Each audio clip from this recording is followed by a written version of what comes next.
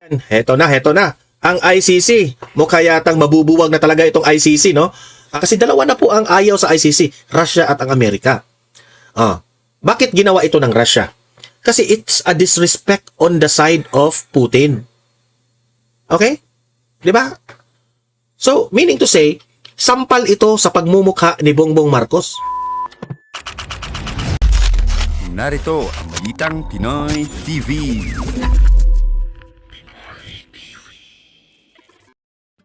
Okay, heto na nga mga kababayan. Heto na. Ang ICC, mukha yatang mabubuwag na talaga itong ICC, no?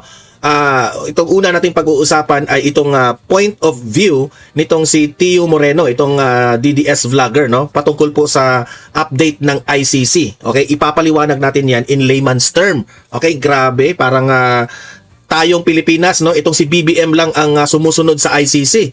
When in fact, itong si Putin at itong si Trump ay parang ayaw na ng ICC at galit na galit pa sila sa ICC. Pero itong si Bongbong Marcos, kung ano-ano sigurong mga ginagawa dito sa mga taga-ICC, di ba?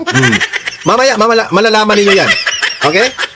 At pangalawa natin pag-usapan ay pakinggan rin natin ang opinion nitong si Ana Malindog Uy dito sa programa ng SMNI. Ito po ay patungkol sa ICC na nabanggit doon ni Ana Malindog Uy, itong political analyst, na ang ICC ngayon has credibility crisis. Okay? Parang isinusuka na sa mundo itong mga taga-ICC na ito. Kasi dapat naman talagang buwagin na yung ICC na yan eh.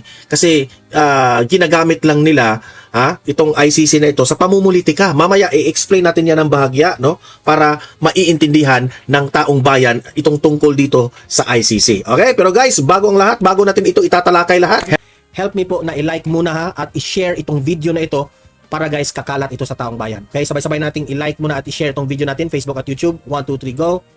Okay? Like and share para maraming makalam. And also guys, paki-subscribe at paki-follow ito para lagi kayong updated sa mga balita na kagaya nito at ma-notify ang inyong mga cellphones kung meron tayong breaking news. Okay? So, kagaya nito, breaking news ito. So, sabay-sabay natin i-follow, i-subscribe, Facebook at YouTube. Ready? Follow, subscribe. 1, 2, 3, go! Ayan, thank you very much. Okay, so heto na nga.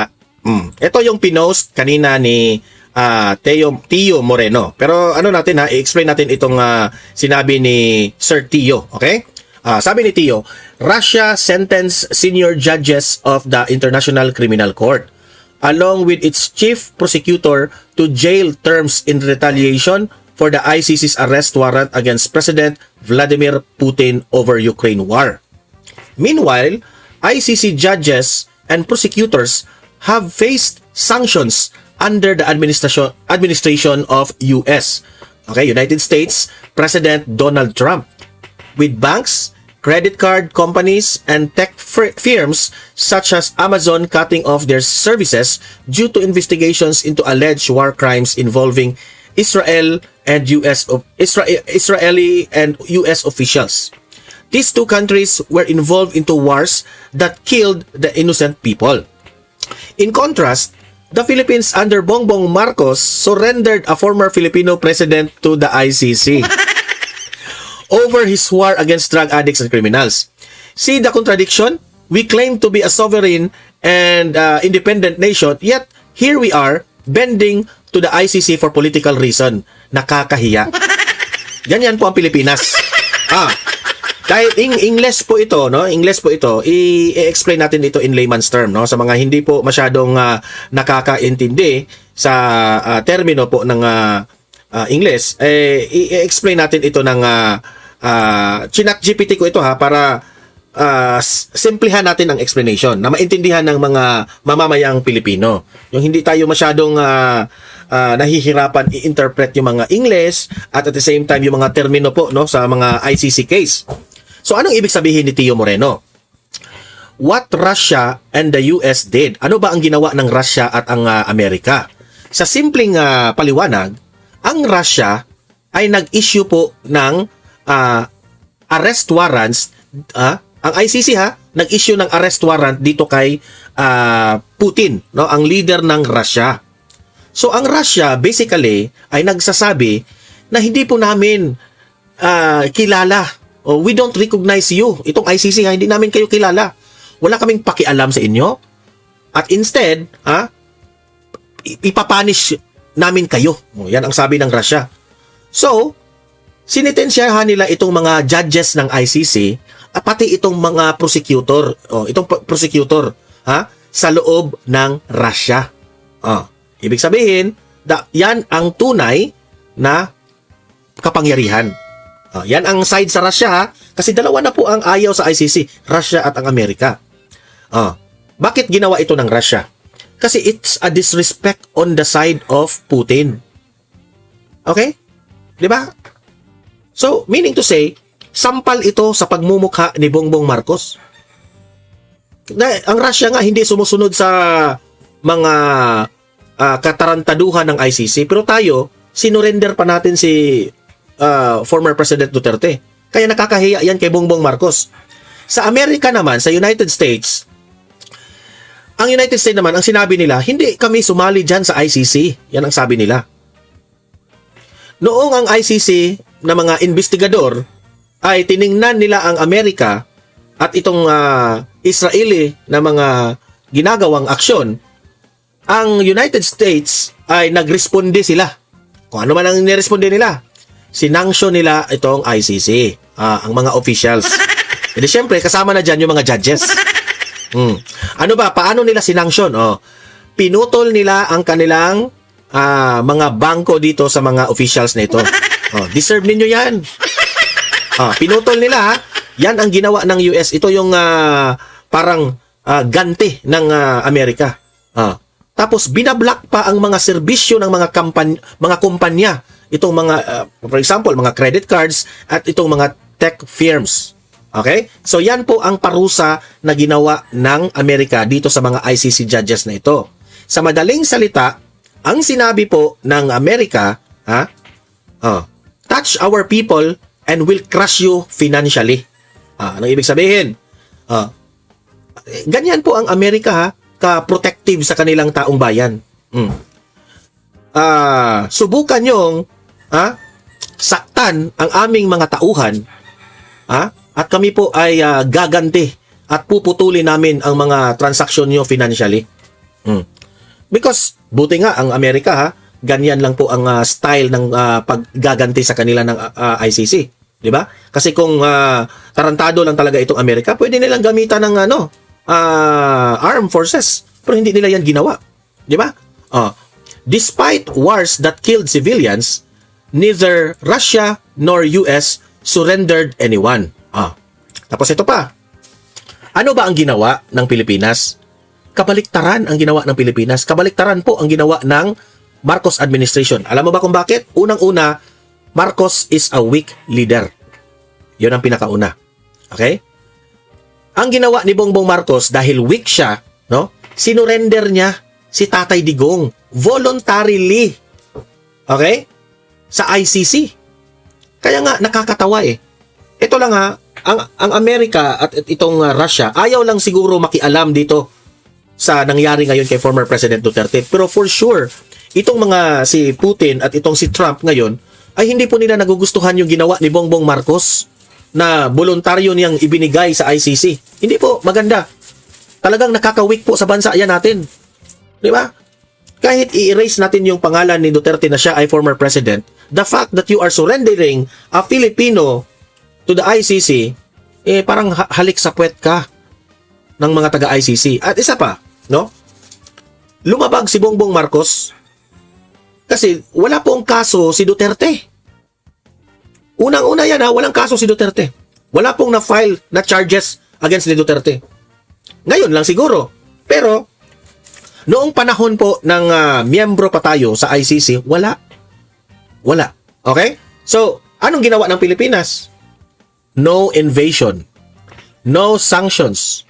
No gun to the head. We just complied. Imagine that one. Walang invasion na nangyari. Yan ang unang requirement ng ICC na sila po ay may tao silang huhulihin. Walang sanction. Di ba? Nag-comply tayo ng wala. Nakakahiya ka, Bongbong Marcos. That's why it feels humiliating to many people. Yan ang sabi ni Tio Moreno. Di ba? Siyempre, yung mga taong bayan na nakikita nila yung sitwasyon ni former President Duterte, nakakagalit. So saan nagagalit ang taong bayan? Sa presidenteng bangag. Sa presidenteng bangag. Ito yung the hard truth. International law is not enforced equally. Yan ang pinakatotoo. Kaya sabi ko, itong ICC na ito, useless. Okay? Bakit hindi equal ang treatment ng ICC? It works like this. If you're powerful, you can ignore rules. If you're weak, the rules are strictly applied to you. Ganyan po ang ICC. Ikagaya rin yan sa Pilipinas sa Administrasyong Marcos. Kung ikaw powerful ka, kagaya nila Zaldico, kagaya nila Martin Romualdez, Liza Marcos at ito si Sandro Marcos na inakusahan ng korupsyon sa Pilipinas, dahil powerful sila, walang nangyari. Kamot na lang ang taong bayan. Pero ikaw, kung hindi ka powerful, yung mga district engineer ka lang at mga trabahante ka lang sa DPWH, ayan, sila yung naunang nakulong doon sa kulungan. Kulong na sila. Di ba? Pero kung wala kang pera, kung weak ka, kagad kulong ka talaga if you are weak. So when politicians say, we are a sovereign and independent nation, nagtatanong po ang taong bayan, then why are we the only ones following the rules while powerful countries don't? Ito dapat ang itanong kay Bongbong Marcos. Bongbong Marcos, bakit tayo lamang ang country na nag-deliver ng sarili nating tao, sinurrender pa natin, pero yung ibang country hindi yan nila ginagawa? Ako nang sumagot dyan, Tiyo, very obvious. Ginamit ni Bongbong Marcos ang ICC sa kanyang political gain. Di ba? Ginawa niyang parang ginawa niyang rason ang ICC para mawala si Duterte sa Pilipinas. Kasi si Duterte po, kapag nandito yan sa Pilipinas, si former President Duterte, sagabal yan sa presidency ni BBM. Kasi si Duterte, mag-criticize yan ang mag-criticize sa gobyernong Marcos. At alam naman natin kung ano ang sasabihin ni former President Duterte, ang taong bayan nakikinig. Nakikinig, makikinig, at maniniwala. Alam mo naman si Bongbong Marcos, ayaw niyang i-criticize siya ni Duterte. Ayaw niyang malalaman ng taong bayan ang katotohanan patungkol po sa administrasyon niya. Nasasaktan siya. Sinabi siguro ni Bongbong Marcos, sagabal itong parang annoying itong Duterte na ito. Sige nga, gagamitin ko itong ICC, itong mga kalaban ni Duterte na nagpupush na hulihin siya sa ICC. So ginamit ni BBM. Bakit ko na-conclude na yun talaga ang ginawa na analysis ko, kasi po inconsistent si Bongbong Marcos. Noong sinabi niya na hindi talaga makakaapak ang ICC dito. At sinabi pa niya yan na siya mismo ang magpapahuli kung sino mang ICC na makapasok dito sa Pilipinas. Diba? Noong time na okay pa ang relasyon nila ni VP Sara. Pero ngayon, ginamit na niya. Ganyan po kabudol itong presidente na ito. Hindi ko nga maintindihan bakit itong mga halik sa puwet na mga loyalista kung gaano kayo kabobo. Diba? Tapos sasabihin pa ninyo, may ebidensya ba kayong bangag si BBM? Naku po, bulag na ba talaga kayo? Bulag na ba talaga kayo? Ay naku, pinakabobo talaga. Kaya sabi ko sa sarili ko, sila pa yung magsabi na ina-idolize nyo kasi si Duterte. Binabaliktad nyo pa. Kayo yung nag-a-idolize ni BBM. Na alam mong palpak na yung tao, alam nyo nang bangag yung tao, pero halik sa puwet pa rin kayo. Hindi kami nag-a-idolize ng mga Duterte, Kami, nakikita namin ang kanilang genuine na tulong. Kung paano tumutulong sa kapwa nila tao. Tunay na magserbisyo. Hindi kurakot. Tingnan nyo yung amo ninyo. Kung sasabihin niyo na, yung tatay namin, karton. Yan ang term nila, Yung tatay namin, si Tatay Digong na karton. Yung tatay namin karton. Kasi kinakansyawan nila ngayon ang mga DDS na karton lang raw yung tatay namin. Kasi wala naman si Duterte sa Pilipinas. So magreplika ang yung mga DDS supporters ng parang picture ni Tatay Digong. So kinakansyawan. Okay, sige. Sige, yung tatay, sige, i-accept namin yung tatay namin karton. Yung inyo, yung tatay nyo, ano? Bangag? Jadik? Proud kayo niyan? Pweh! Diba? Ito pa. Hindi sa lahat ng panahon kayo ay nasa taas. Tandaan nyo ito ha, mga loyalista. Tandaan nyo ito, mga kakamping. Hindi sa lahat ng panahon nasa taas kayo kasi si Tatay Digong nakakulong ngayon. Tingnan lang natin, kapag makalabas yan si former President Duterte, ewan ko na lang kung saan kayo pupulutin, mga ugok kayo. Yan, mag-real talk tayo. Real talk tayo ha. Ngayon naman, I hope na naiintindihan nyo ang explanation ni Sir Tio. No? Ito pa. Why this feels political, not just legal? Bakit pamumulitika talaga itong ICC? Russia and the US protected their leaders. Yan ang kagandahan ng Russia at US. Kasi they are willing to die their people. They are willing to die para sa kanilang tao. The Philippines did not protect its former leader. Imagine that one, ha? Nakaka-degrade po sa bansa yan natin. We failed to protect former President Duterte dahil sa pamumulitika ni BBM. That makes it look like justice is selective. Pinipili lang ang hustisya. Sovereignty is conditional. And compliance depends on political convenience. Ayan. Natatamaan talaga si BBM dito. Dahil away sa politika, sinurrender niya. So itong mga kritiko ay nagsasabi na Ito na nga mga kabalita. Ano na ang masasabi nyo patungkol sa balitang ito? Please comment down below mga kabalita. Pag-usapan natin yan sa comment section. At kung di ka pa nakasubscribe sa ating channel, baka naman